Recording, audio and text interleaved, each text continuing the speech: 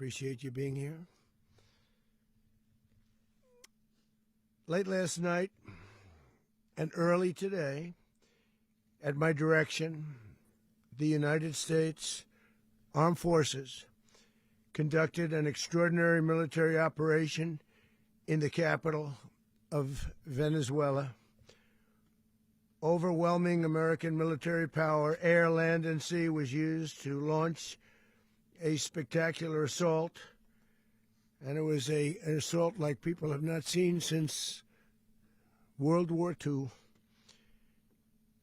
It was a force against a heavily fortified military fortress in the heart of Caracas to bring outlaw dictator Nicolas Maduro to justice. This was one of the most stunning, effective, and powerful displays of American military might and competence in American history. And if you think about it, we've done some other good ones, like the attack on Soleimani, the attack on al-Baghdadi, and the obliteration and decimation of the Iran nuclear sites just recently in an operation known as Midnight Hammer. All perfectly executed and done. No nation in the world could achieve what America achieved yesterday, or frankly, in just a short period of time. All Venezuelan military capacities were rendered powerless as the men and women of our military, working with U.S. law enforcement, successfully captured Maduro in the dead of night. It was dark. The lights of Caracas were largely turned off due to a certain expertise that we have. It was dark and it was deadly. But captured along with his wife, Celia Flores, both of whom now face American justice. Maduro and Flores have been indicted in the Southern District of New York, it's Jay Clayton, for their campaign of deadly narco-terrorism against the United States and its citizens. I want to thank the men and women of our military who achieved such an extraordinary success overnight with breathtaking speed, power, precision, and competence. You rarely see anything like it. You've seen some raids in this country that didn't go so well. They were an embarrassment. If you look back to Afghanistan, or if you look back to the Jimmy Carter days, they were different days. We're a respected country again, like never before. These highly trained warriors, operating in collaboration with U.S. law enforcement, caught them in a very ready position. They were waiting for us. They knew we had many ships out in the sea, just sort of waiting. They knew we were coming.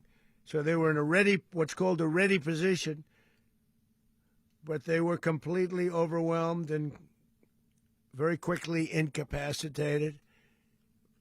If you would have seen what I saw last night, you would have been very impressed. I'm not sure that you'll ever get to see it, but it was an incredible thing to see. Not a single American service member was killed, and not a single piece of American equipment was lost. We had many helicopters, many planes, many people involved in that fight. But think of that, not one piece of military equipment was lost, not one service member was, more importantly, killed. The United States military is the strongest and most fearsome military on the planet by far, with capabilities and skills our enemies can scarcely begin to imagine. We have the best equipment anywhere in the world. There's no equipment like what we have, and you see that even if you just look at the boats. You know, we've knocked out 97% of the drugs coming in by sea. 90%. Each boat kills on average, 25,000 people. We knocked out 97%. And those drugs mostly come from a place called Venezuela. We're going to run the country until such time as we can do a safe, proper, and judicious transition. So we don't want to be involved with having somebody else get in and we have the same situation that we had for the last long period of years. So we are going to run the country until such time as we can do a safe, proper, and judicious transition. And it has to be judicious because that's what we're all about.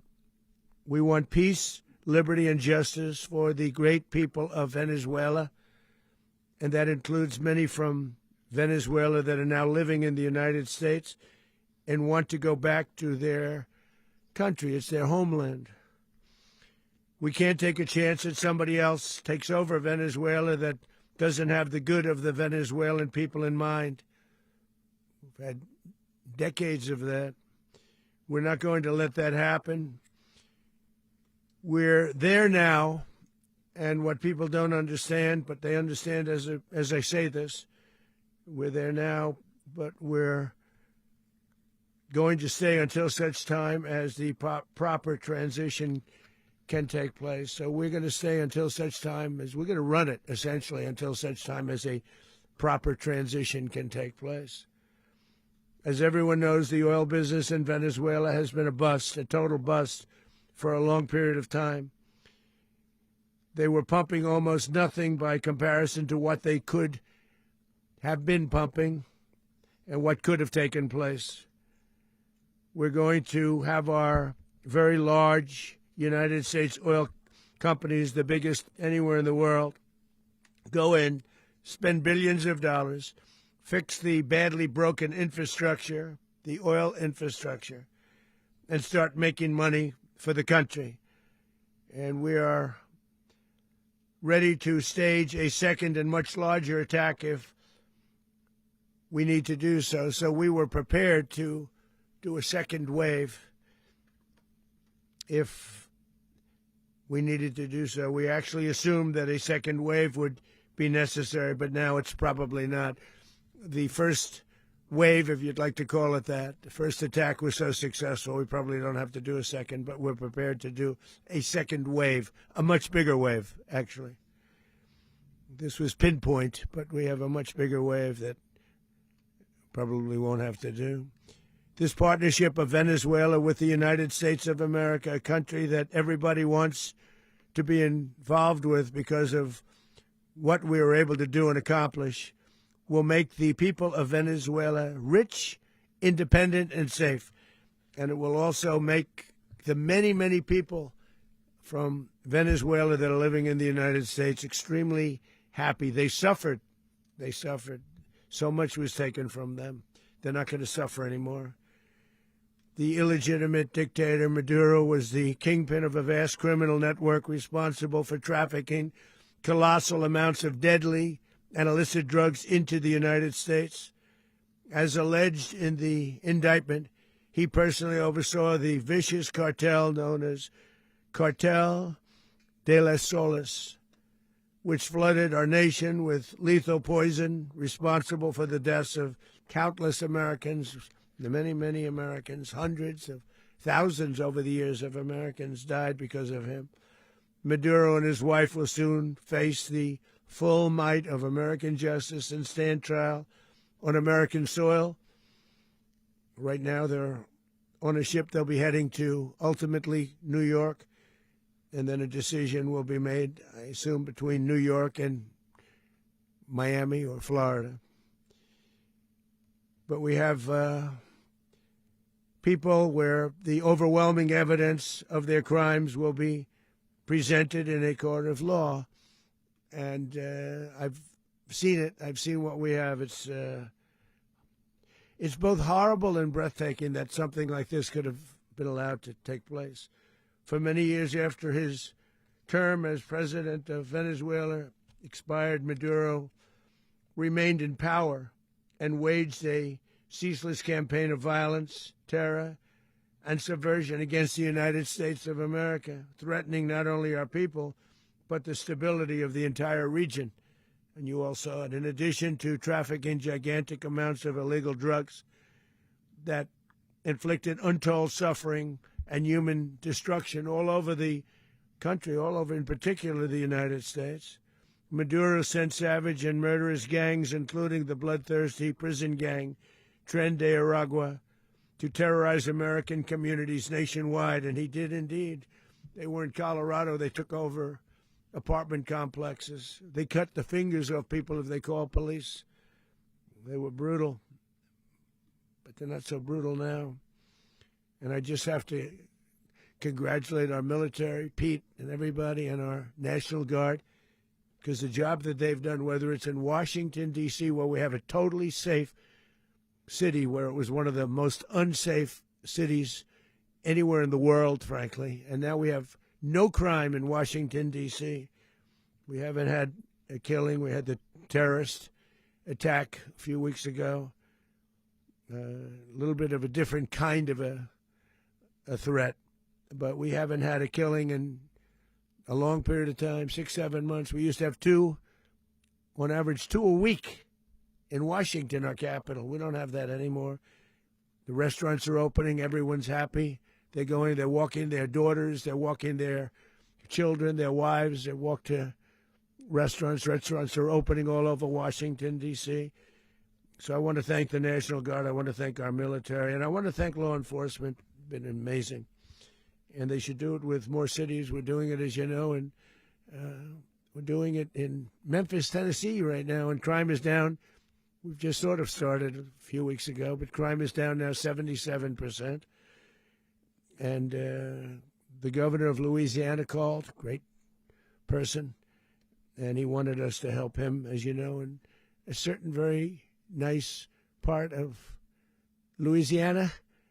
And we have done that. And it was a rough section, and we have crime down. I understand it's down to almost nothing already after 2.5 weeks.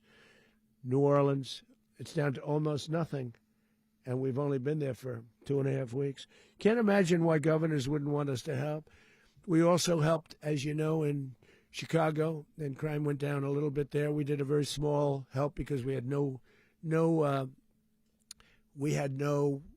working ability with the governor. The governor was a disaster, and the mayor was a disaster, but it knocked down crime. But we're pulling out of there. When they need us, we'll know. You'll know. You'll be writing about it.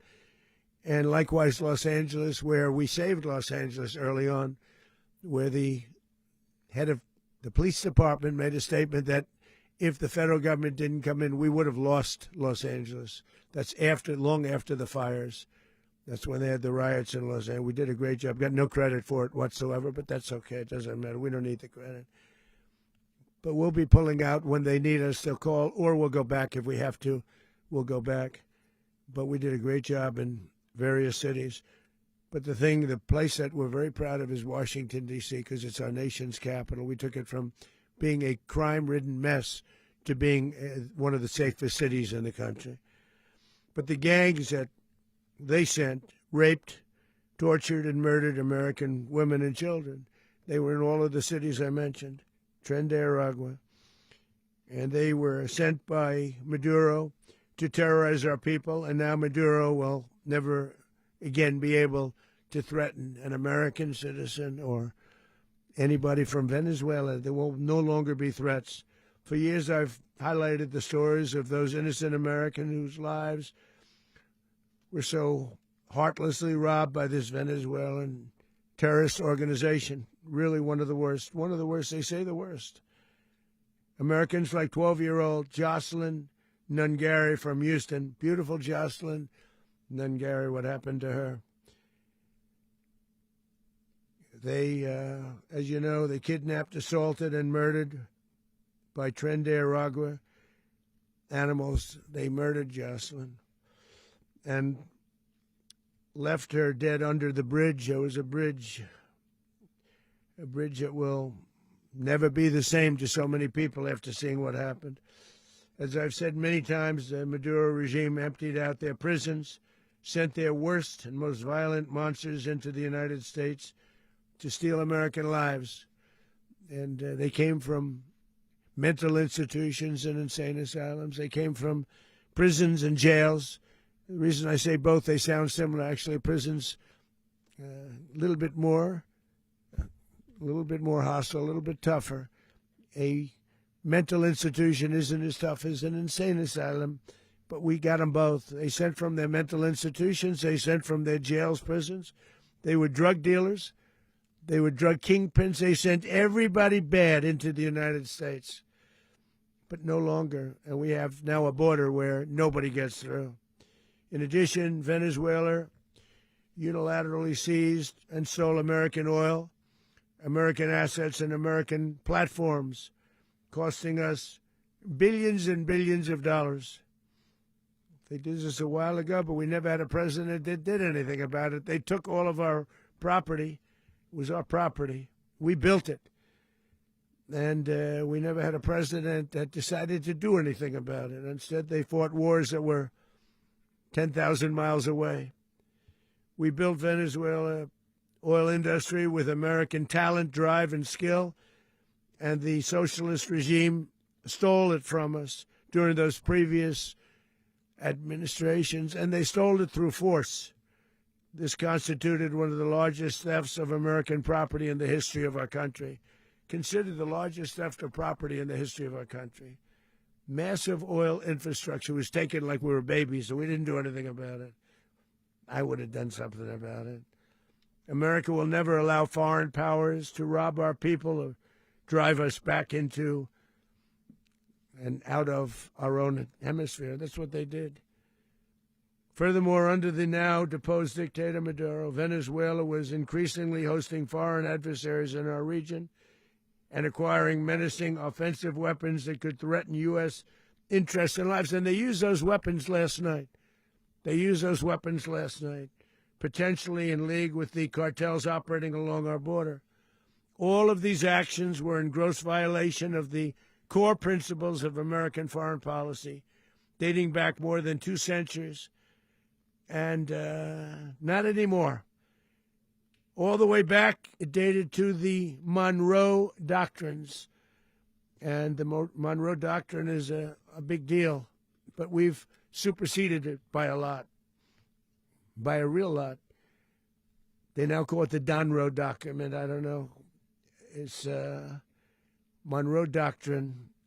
We sort of forgot about it. It was very important, but we forgot about it. We don't forget about it anymore. Under our new national security strategy, American dominance in the Western Hemisphere will never be questioned again.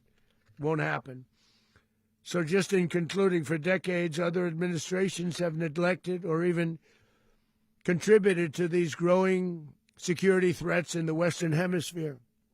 Under the Trump administration, we are reasserting American power in a very powerful way in our home region. And our home region is very different than it was just a short while ago. The future will be, and we did this in my first term. We had great dominance in my first term, and we have far greater dominance right now. Everyone's coming back to us. The future will be determined by the ability to protect commerce and territory and resources that are core to national security. These are core to our national security. Just like tariffs are, they've made our country rich, and they've made our national security stronger than ever before. But these are the iron laws that have always determined global power, and we're going to keep it that way. We will secure our borders. We will stop the terrorists. We will crash the cartels, and we will defend our citizens against all threats, foreign and domestic. Other presidents may have lacked the courage or whatever to defend America, but I will never allow terrorists and criminals to operate with impunity against the United States. This extremely successful operation should serve as warning to anyone who would threaten American sovereignty or endanger American lives.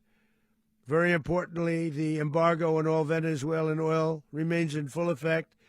The American Armada remains poised in position, and the United States retains all military options until United States demands have been fully met and fully satisfied.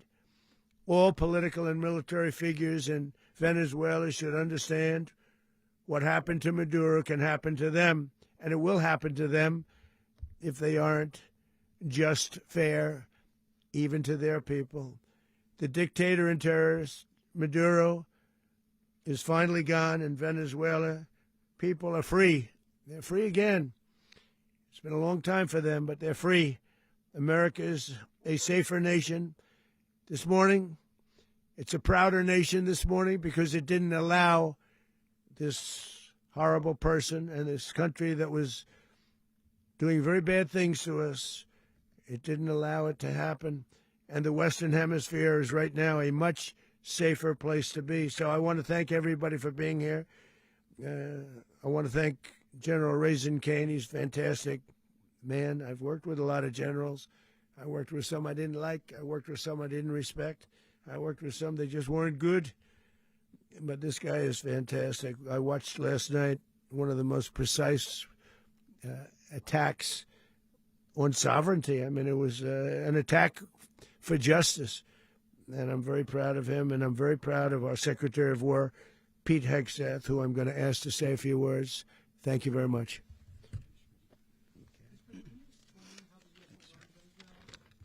Well, thank you, Mr. President. Finally, a commander-in-chief the world respects and the American people deserve. And as the President said, words can barely capture the bravery and the power and the precision of this historic operation. A massive joint military and law enforcement raid flawlessly executed by the greatest Americans our country has to offer. American warriors are second to none, the best in the world and the best of our country. What all of us witnessed last night was sheer guts and grit, gallantry, and glory of the American warrior. I'm simply humbled by such men. And I tip my hat to our chairman, Dan Raising Cane, and all those Americans who stood watch last night. Our warriors are the elite of America, and again, President Trump has your back. No other country on planet Earth, and it's not even close, could pull this kind of operation off. And no other president has ever shown this kind of leadership, courage, and resolve, the most powerful combination the world has ever seen. As the President said, our adversaries remain on notice. America can project our will anywhere, anytime. The coordination, the stealth, the lethality, the precision, the very long arm of American justice, all on full display in the middle of the night. Nicolas Maduro had his chance, just like Iran had their chance, until they didn't and until he didn't. He effed around, and he found out. President Trump is deadly serious about stopping the flow of gangs and violence to our country. Deadly serious about stopping the flow of drugs and poison to our people. Deadly serious about getting back the oil that was stolen from us. And deadly serious about reestablishing American deterrence and dominance in the Western Hemisphere. This is about the safety, security, freedom, and prosperity of the American people. This is America first. This is peace through strength. And the United States War Department is proud to help deliver it. Welcome to 2026. And under President Trump, America is back. I'd like to welcome now our chairman, Chairman Raising Cane, to give a few more details about the operation. Mr. Chairman. Thank you, Mr. Secretary. Thank you, Mr. President, and good morning. Last night, on the order of the President of the United States and in support of a request from the Department of Justice, as the President said, the United States military conducted an apprehension mission in Caracas, Venezuela, to bring to justice two indicted persons, Nicolas and Cecilia Maduro. This operation, known as Operation Absolute Resolve, was discreet, precise, and conducted during the darkest hours of January 2nd and was the culmination of months of planning and rehearsal, an operation that, frankly, only the United States military could undertake. What I'd like to do this morning is talk to you through some of the preparation and the details without compromising any of our tactics, techniques, and procedures. There is always a chance that we'll be tasked to do this type of mission again. Our interagency work began months ago and built on decades of experience of integrating complex air, ground, space, and maritime operations. While the past 2 decades have honed the skills of our special operations forces, this particular mission required every component of our joint force, with soldiers, sailors, airmen, Marines, and Guardians working in unison with our intelligence agency partners and law enforcement teammates in an unprecedented operation. We leveraged our unmatched intelligence capabilities and our years of experience in hunting terrorists, and we could not have done this mission without the incredible work by various intelligence agencies, including the CIA, NSA, and NGA. We watched, we waited, we prepared, we remained patient and professional. This mission was meticulously planned, drawing lessons from decades of missions over the last many years, many missions over these last many years. This was an audacious operation that only the United States could do. It required the utmost of precision and integration within our joint force. And the word integration does not explain the sheer complexity of such a mission. An extraction so precise it involved more than 150 aircraft launching across the Western Hemisphere in close coordination, all coming together in time and place to layer effects for a single purpose: to get an interdiction force into downtown Caracas while maintaining the element of tactical surprise. Failure of one component of this well-oiled machine would have endangered the entire mission, and failure is never an option for America's joint force. Those in the air over Caracas last night were willing to give their lives for those on the ground and in the helicopters. Let me talk a little bit about the preparation. After months of work by our intelligence teammates to find Maduro and understand how he moved, where he lived, where he traveled, what he ate, what he wore, what were his pets, in early December, our force was set pending a series of aligned events. Key was choosing the right day to minimize the potential for civilian harm and maximize the element of surprise, and minimize the harm to the indicted personnel so, as the President said, they could be brought to justice. And as the President said earlier today, weather in Venezuela is always a factor this time of the year. And over the weeks through Christmas and New Year's, the men and women of the United States military sat ready, patiently waiting for the right triggers to be met and the President to order us into action. Last night, the weather broke just enough, clearing a path that only the most skilled aviators in the world could maneuver through. Ocean, mountain, low cloud ceilings, but when tasked with a mission, this organization does not quit. At 10:46 p.m. Eastern Time last night, the President ordered the United States military to move forward with this mission. He said to us, and we appreciate it, Mr. President, good luck and Godspeed. And those words were transmitted to the entire joint force. Over the course of the night, aircraft began launching from 20 different bases on land and sea across the Western Hemisphere. In total, more than 150 aircraft, bombers, fighters, intelligence, reconnaissance, surveillance, rotary wing were in the air last night. Thousands and thousands of hours of experience were airborne. Our youngest crew member was 20, and our oldest crew member was 49, and there's simply no match for American military might. As the night began, the helicopters took off with the extraction force, which included law enforcement officers, and began their flight into Venezuela at 100 feet above the water. As they approached Venezuelan shores, the United States began layering different effects provided by Spacecom, Cybercom, and other members of the interagency to create a pathway. Overhead, those forces were protected by aircraft from the United States Marines, the United States Navy, the United States Air Force, and the Air National Guard. The force included F-22s, F-35s, F-18s, EA-18s, E-2s, B-1 bombers, and other support aircraft, as well as numerous remotely piloted drones. As the force began to approach Caracas, the Joint Air Component began dismantling and disabling the air defense systems in Venezuela, employing weapons to ensure the safe passage of the helicopters into the target area. The goal of our air component is, was, and always will be to protect the helicopters and the ground force and get them to the target and get them home. As the force crossed the last point of high terrain where they'd been hiding in the clutter, we assessed that we had maintained totally the element of surprise.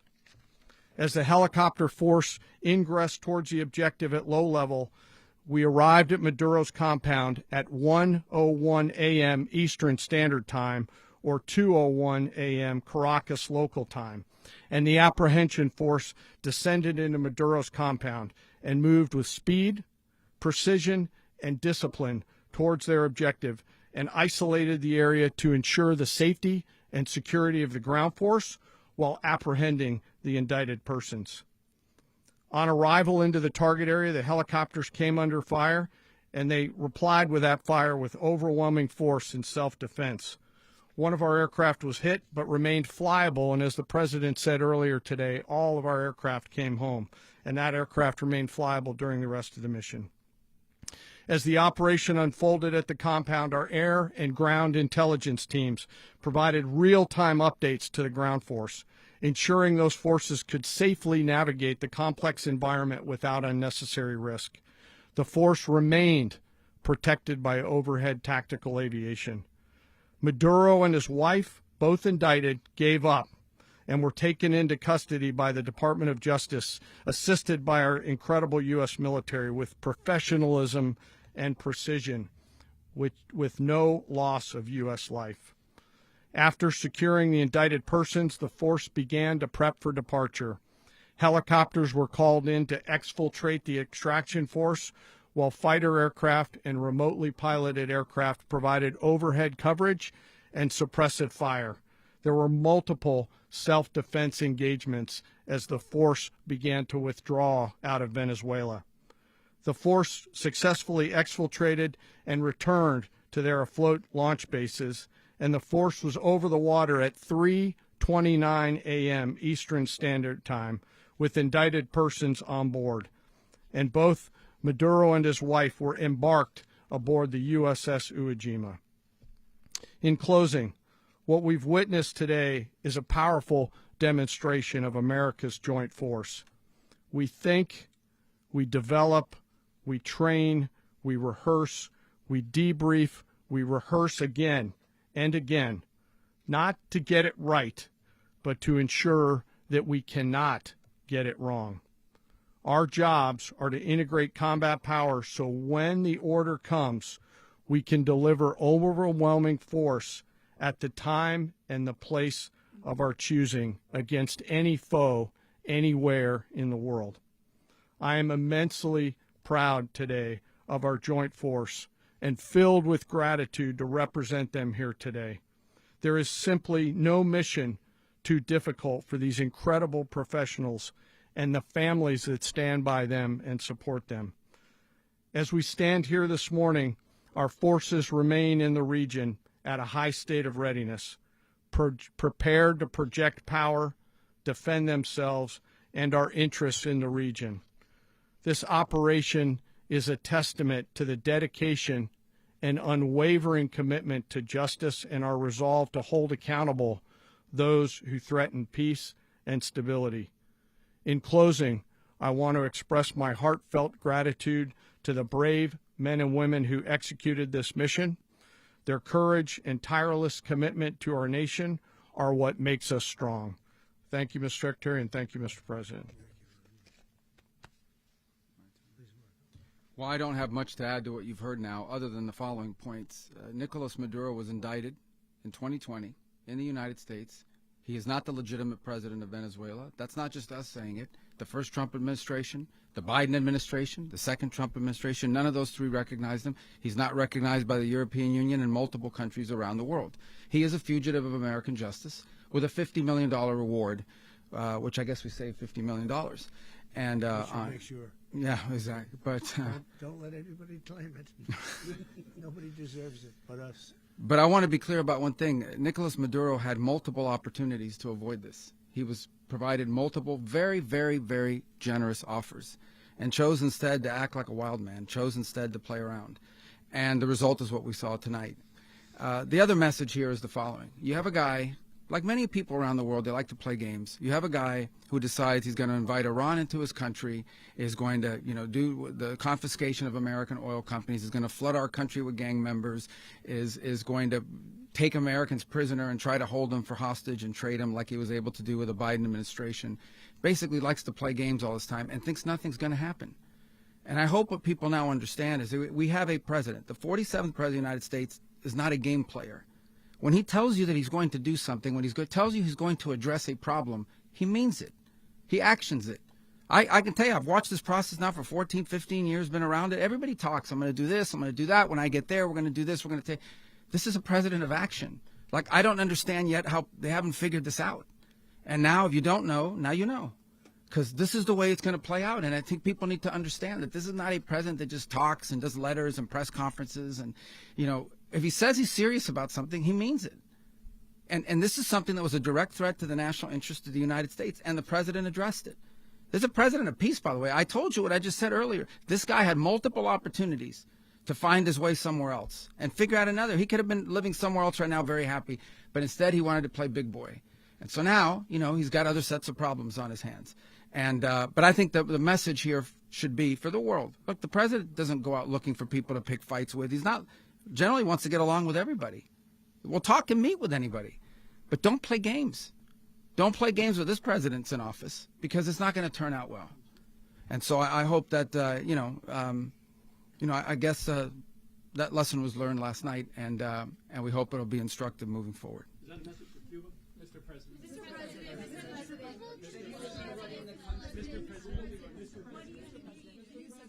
Please. Well, we're going to be running it with a group, and we're going to make sure it's run properly. We're going to rebuild the oil infrastructure, which will cost billions of dollars. It'll be paid for by the oil companies directly. They will be reimbursed for what they're doing, but that's going to be paid. And we're going to get the oil flowing the way it should be. As you know, it was just a minor flow. It was actually a minor flow for what they have.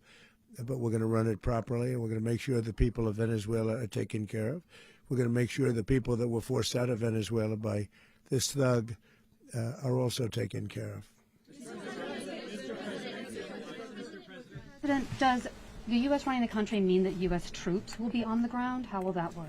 Well, they always say boots on the ground. So we're not afraid of boots on the ground if we have to have. We had boots on the ground last night at a very high level, actually. We're not afraid of it. We don't mind saying it. But we're going to make sure that that country is run properly. We're not doing this in vain. This is a very dangerous attack. This is an attack that could have gone very, very badly. Could have gone very badly. We could have lost a lot of people last night. We could have lost a lot of dignity. We could have lost a lot of equipment. The equipment is less important, but we could have lost a lot. And we're going to make sure that this is proper. We're there now. We're ready to go again if we have to. We're going to run the country right. It's going to be run very judiciously, very fairly. It's going to make a lot of money. We're going to give money to the people. We're going to reimburse people that were taken advantage of. We're going to take care of everybody. It's very important. We couldn't let them get away with it. They stole our oil. We built that whole industry there, and they just took it over like we were nothing. And we had a president that decided not to do anything about it. So we did something about it. We're late, but we did something about it. Yeah, please.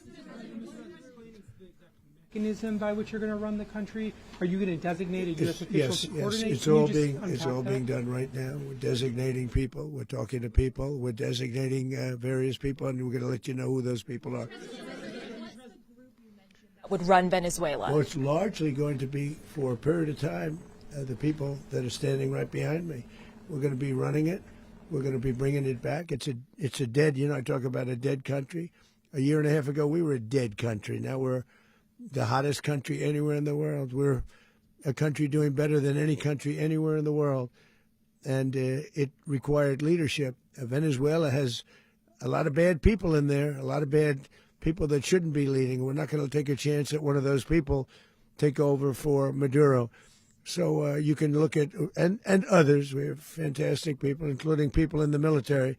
So we're going to have a group of people running it until such time as it can be put back on track, make a lot of money for the people, and give people a great way of life, and also reimbursement for people in our country that were forced out of Venezuela. Rubio would be. You said earlier today that you weren't going to back Machado to come back and be the opposition leader in your Fox and Friends interview. And then you also mentioned the vice president of Venezuela. Are you going to work with the vice president of Venezuela, or how do you foresee the relationship Well, I going? understand she was just sworn in, but she was, as you know, picked by Maduro. So Marco's working on that directly. He just had a conversation with her, and she's essentially willing to do what we think is necessary to make Venezuela great again. Very simple. Mr. President, Colombian President Gustavo Petro, a couple weeks ago, he said he's got to watch his ass. And today he said he's not concerned about anything happening to him in the aftermath of this operation. So just what your message is Well, about he that. has cocaine mills. He has factories where he makes cocaine. And, yeah, I think I stick by my first statement. He's making cocaine. They're sending it into the United States. So he does have to watch his ass. Mr. President, did you notify any members of Congress in advance? And Marco, do you want to talk about that? Because you were involved in it. Sure. We called members of Congress immediately after. This was not the kind of mission that you can do congressional notification on. It was a trigger-based mission in which conditions had to be met night after night. We watched and monitored that for a number of days. So it's just simply not the kind of mission you can call people and say, hey, we may do this at some point in the next 15 days. But it's largely a law enforcement function. Remember, at the end of the day, at its core, this was an arrest of 2 indicted fugitives of American justice, and the Department of War supported the Department of Justice in that job. Now, there are broader policy implications here, but it's just not the kind of mission that you can pre-notify because it endangers the mission. Plus, if I could add one thing to that, Congress has a tendency to leak. This would not be good. If they leaked, General, I think it would have been maybe a very different result. But I have to say, they knew we were coming at some point, We had a lot of ships out there. They sort of knew we were coming. We went through. But Congress will leak, and we don't want leakers. People to watch this all play out live. What was Maduro doing when the U.S. forces entered what I assume would be his home? And also, was there any point where the U.S. was considering if Maduro pushed back or resisted killing Maduro? It could have happened. It could have happened. He was trying to get into a safe place. You know what a safe place is, all steel. And he wasn't able to make it to the door because our guys were so fast. They went through the opposition so fast. And there was a lot of opposition. People were wondering, did we get them by surprise? Sort of surprised, but they were waiting for something. It was a lot of opposition. There was a lot of gunfire. You saw some of it today. But he was trying to get to a safe place, which wasn't safe because we would have had the door blown up in about 47 seconds, they say on average, regardless of how thick the steel was. It was a very thick door. It was a very heavy door, but he was unable to get to that door. He made it to the door. He was unable to close it. Go ahead, finish. To be in the time being right now. Do you know his exact Well, whereabouts? eventually, ultimately, in the near future, he's going to be brought to New York. And where is he going to be held? Where is he going to be held in New York? Do you know? That's going to be up to the officials that do these things. Mr. President, the U.S. has something of a mixed track record of ousting dictators without necessarily a plan for what comes afterwards. Not with Did me. that weigh on your decision? Well, that's when we had different presidents, but with me, that's not true. With me, we've had a perfect track record of winning. We win a lot, and we win. If you look at Soleimani, you look at al-Baghdadi, you look at the Midnight Hammer. Midnight Hammer was incredible. Right now, you wouldn't have peace in the Middle East. We have essentially peace in the Middle East because of that. If we weren't successful with Midnight Hammer, you wouldn't have peace in the Middle East. So, with me, you've had a lot of victory. You've had only victories. You've had no losses. Yeah. How long do you expect the U.S. to run Venezuela, and how soon do you want Venezuelan people to hold elections? So I'd like to do it quickly, but it takes a period of time. We're rebuilding. We have to rebuild their whole infrastructure. The infrastructure is rotted. It's actually very dangerous. It's blow-up territory. Oil is very dangerous. It's a very dangerous thing to take out of the ground. can kill a lot of people. It has killed a lot of people doing just that. The infrastructure is old. It's rotted. Much of it is stuff that we put there 25 years ago, and we're going to be replacing it. And we're going to take a lot of money out so that we can take care of the country. Yeah. Are you saying that Secretary Rubio and Mr. President, China, Russia, and Iran have interests in Venezuela. How does this operation affect your relationships with them when it comes to the oil and China drugs? and Russia, Russia when we get things straightened out. But in terms of other countries that want oil, we're in the oil business. We're going to sell it to them. We're not going to say we're not going to give it. In other words, we'll be selling oil probably in much larger doses because they couldn't produce very much because their infrastructure was so bad. So we'll be selling large amounts of oil to other countries, many of whom are using it now, but I would say many more will come. Are you saying, Mr. President, are you saying that, Mr. President, are you saying that, oh, Mr. President, thank you. What is your message to the people of Venezuela today? Of course, the civilian population specifically, they have a lot of questions. What is your message to the people of Venezuela? That you're going to have peace, justice. You're going to have some of the riches that you should have had for a long period of time. It was stolen from you. But you're going to have peace and you're going to have safety. You're going to have justice. You're going to have a country. You're going to have a real country. You're going to have potentially a great country. You know, if you go back 20 years, maybe even a little longer ago, that was a great country. And they destroyed it. Remember I said that if we lose this election, the United States will be Venezuela on steroids. That's what would have happened. Had we lost the election, the 2024 election, we suffered so badly when you look at the border from 2020. What they did, what Joe Biden administration did to our country should never be forgotten. But if we had to go through another year of that, we would be exactly where Venezuela was in terms. I used to say, if they win, we're going to be Venezuela on steroids, and that's what would have happened.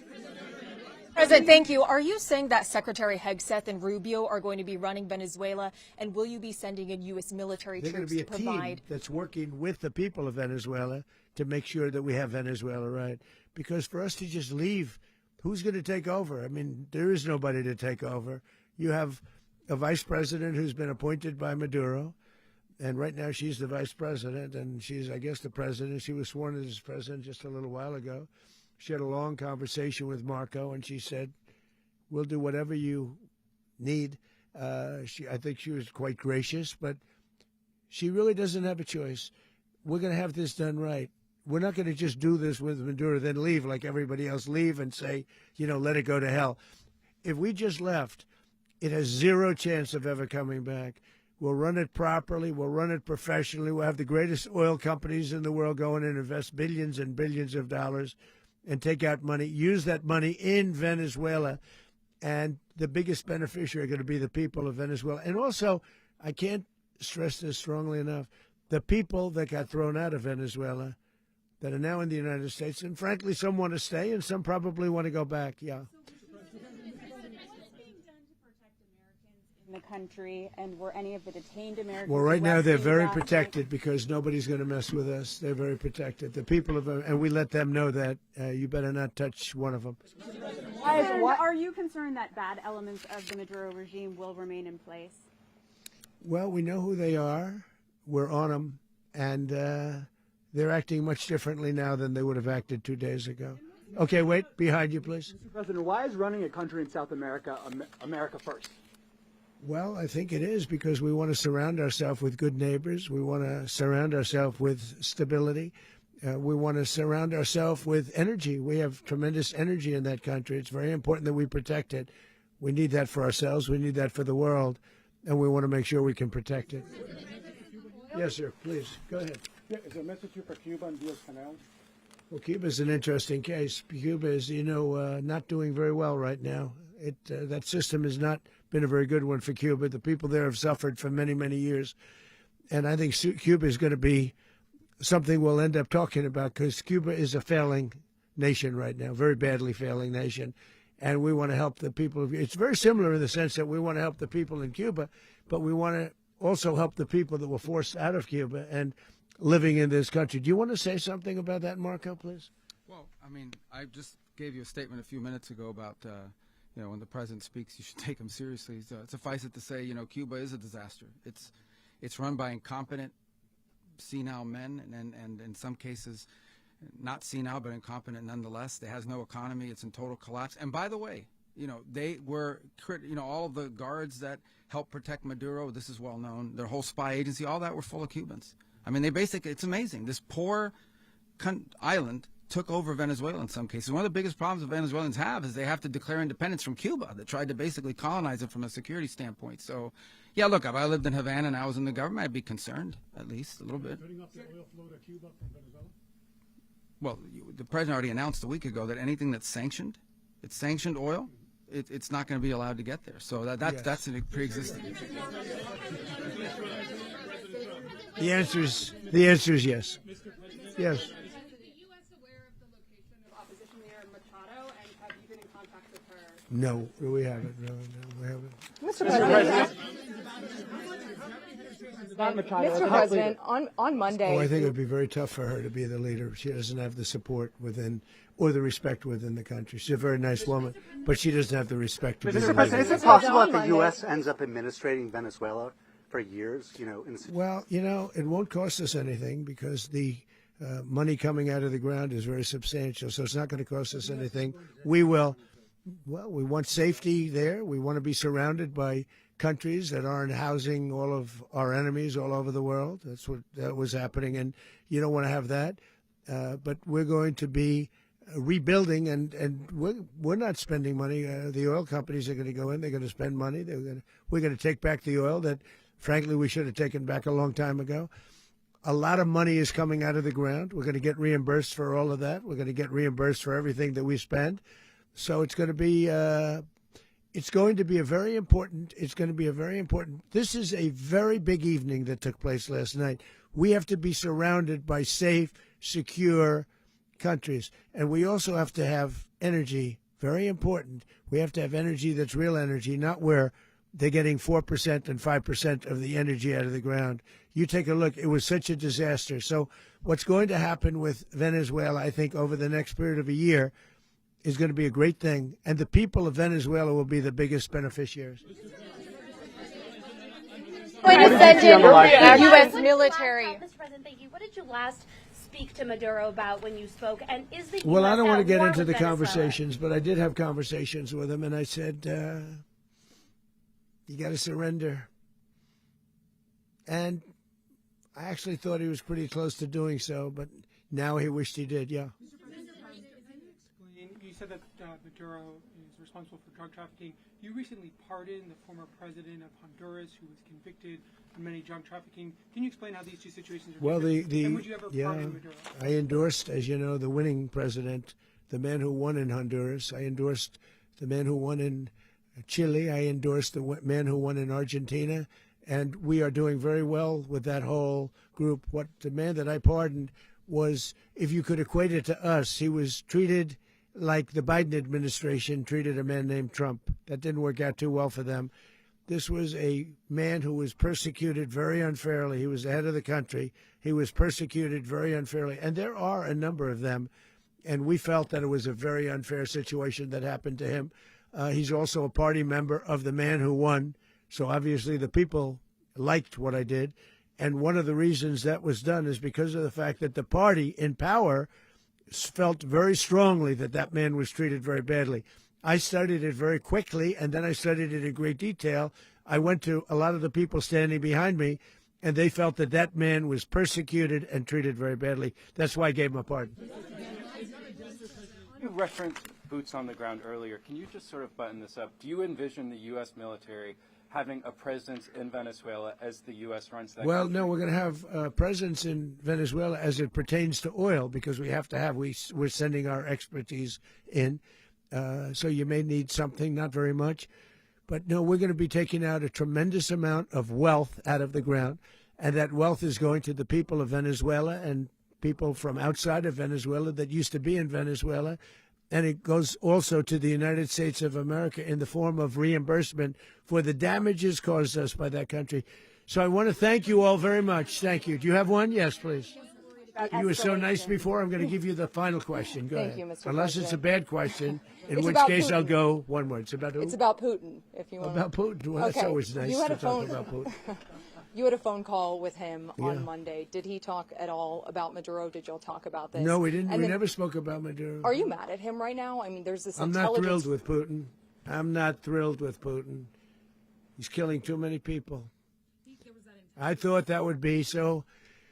I settled 8 1/4 war. You know what the 1/4 was? Thailand and Cambodia. I did it again. They broke out, and I did it in about 5 hours, and I settled it. I'm giving myself 1/4, so I'm up to now 8 1/4. In other words, I settled the war, but then they broke out. They had a pretty bad breakout over the last 4 days. I got them to go back to peace, so I only give 1/4. I thought the easiest one would be, one of the easier ones would be Russia, Ukraine. It's not, and they both have done some pretty bad things. And look, that's Biden's war. That's not my war. But I want to stop the lives. Did you see where last month 30,000? It was 27,000 the month before. 30,000, mostly soldiers, were killed this last month. 30,000. I want to stop that. You know, I got NATO to pay 5% instead of the 2% that they weren't paying. They weren't paying 2%, now they pay 5%. And we send them a lot of munitions. We send them a lot of things, missiles and various other things, a lot. And they pay. The United States is not losing money. We're probably making money on that. It's the last thing I care about. I just want to stop all those people. We're losing 25,000, 30,000 human beings. They come from 2 places that are very far away. But if I can stop, because it's something I've been pretty good at doing, deals, I guess. It's all a deal. Life is a big deal.